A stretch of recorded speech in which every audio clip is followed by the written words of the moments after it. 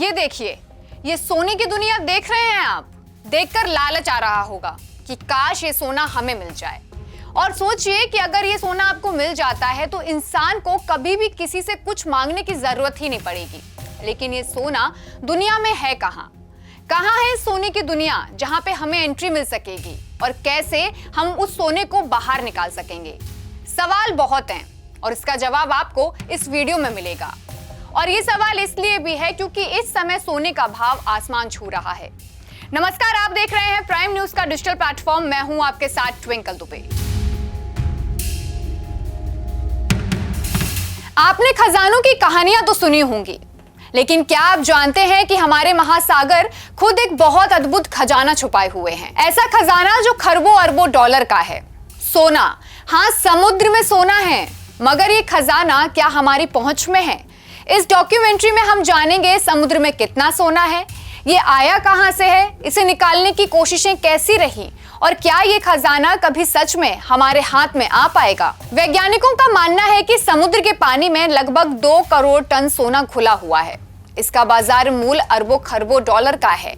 लेकिन बात यहीं खत्म नहीं होती। ये सोना ठोस नहीं बल्कि घुला हुआ होता है और हर 10 करोड़ टन समुद्री पानी में औसतन सिर्फ 1 ग्राम सोना पाया जाता है। अगर हम सारा समुद्र का पानी छान दें तो कितना सोना निकलेगा? शायद इतना कि पूरी दुनिया के हर इंसान को 4 किलो से ज्यादा सोना मिल जाए। रिसर्च में इस सोने की निकासी पर अक्सर चर्चा भी की गई है, हालांकि इसका कोई समाधान नहीं निकला है। अब सबसे बड़ा सवाल यह है कि समुद्र में सोना आखिर आया कहां से? इस सवाल का जवाब छुपा है पृथ्वी के भूभागीय इतिहास में। जब पृथ्वी बनी तो धातुएं कोर में चली गई, फिर उल्का पिंडों की टक्कर से नई धातुएं बनी। नदियों ने पहाड़ों से बहाकर खनिजों को समुद्र में पहुंचाया।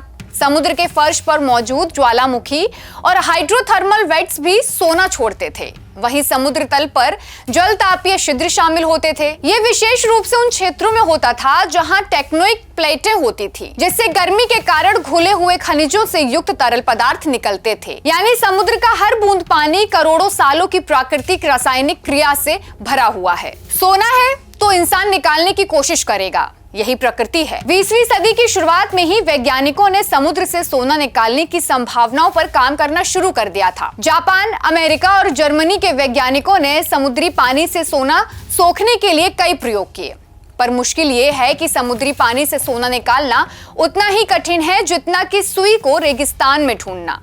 फिर भी कुछ प्रमुख तकनीकों पर काम किया गया, जैसे adsorption technique, electrochemical extraction, nano technology, filter और बायो माइनिंग यूजिंग माइक्रोब्स। तो क्या वजह है कि आज तक समुद्र से सोना नहीं निकाला गया? इसका जवाब है तकनीकी और आर्थिक चुनौतियां। 1 ग्राम सोने के लिए 10 करोड़ टन पानी प्रोसेस करना पड़ेगा। इस प्रक्रिया में भारी ऊर्जा खर्च और मशीनें लगेंगी। लागत इतनी होगी कि सोना निकालकर बेचना भी घाटे का सौदा हो जाएगा।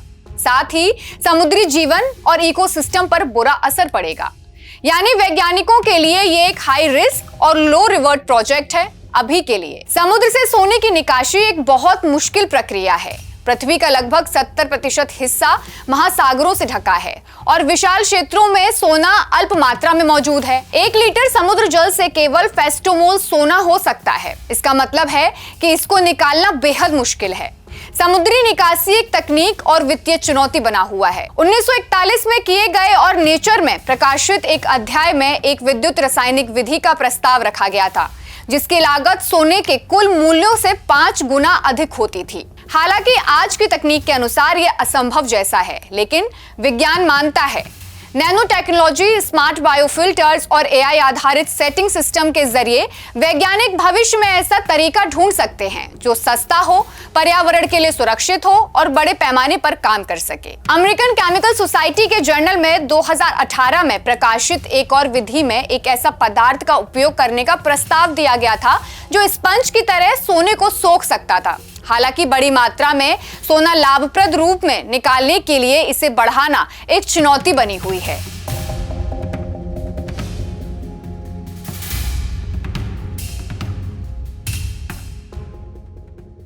ये तो हम बात कर रहे थे महासागरों की, लेकिन देश में कुछ ऐसी नदियां भी हैं जिनमें पानी के साथ सोना बहता है और वहां के लोग उस नदी से सोने को निकालते भी हैं। भारत के झारखंड राज्य में एक नदी बहती है जिसका नाम है स्वर्णरेखा नदी। ये नदी पश्चिम बंगाल और उड़ीसा में भी बहती है। अभी तक ये रहस्य बना हुआ है कि आखिरकार स्वर्णरेखा नदी में सोना आता कहां से है।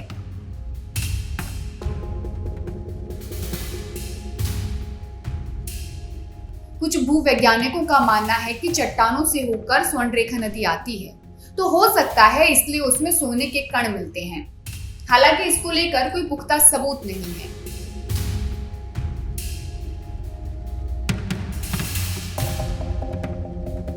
स्वर्णरेखा नदी की सहायक नदी में भी सोना निकलता है। स्वर्णरेखा नदी की सहायक नदी करकरी की रेत में भी सोने के कण मिलते हैं। इससे अनुमान लगाया जाता है कि स्वर्णरेखा नदी में करकरी नदी से सोना आता है। झारखंड में स्थित स्वर्णरेखा नदी लोगों के लिए कमाई का जरिया बनी हुई है, लेकिन आपको बता दें कि नदी से सोना निकालना काफी मुश्किल है। नदी की रेत से सोने को इकट्ठा करने में काफी मेहनत लगती है और ये कण चावल के दाने के बराबर या उससे छोटे भी होते हैं। वहीं छत्तीसगढ़ में कोठरी संगम घाट है, जहां लोग सोना इकट्ठा करने के लिए आते हैं। बताया जाता है कि कांकेर जिले में बहने वाली एक नदी है कोठरी नदी, जिसकी रेत में सोने के कण पाए जाते हैं और स्थानीय लोग छन्नी और कपड़े से छानकर एकदम बारीक सोने के कणों को निकालते हैं। लेकिन अभी तक ये पता नहीं लग पाया कि वहां पर सोने के कण आते कहां से हैं।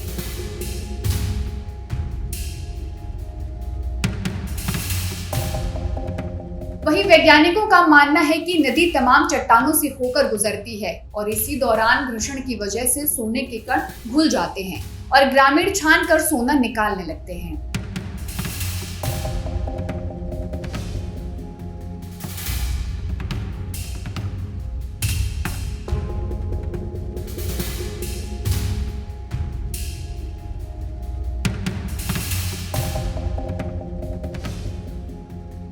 समुद्र में सोना है मगर किसी की धन संपत्ति नहीं। ये प्रकृति का वो खजाना है जिसे हम चाहकर भी छू नहीं सकते। शायद आने वाली पीढ़ियां ऐसी तकनीक विकसित कर लें जो इस खजाने को सुरक्षित और सटीक तरीके से निकाल सकें। लेकिन अब तक ये खजाना हमारे सामने है, लेकिन हमारी पहुंच से बहुत दूर। ये रहस्य है, ये गहराई है और यही महासागर की असली खूबसूरती है। अगर आपको ये डॉक्यूमेंट्री पसंद आई हो तो हमारे चैनल को लाइक करें, शेयर करें और सब्सक्राइब करें। धन्यवाद।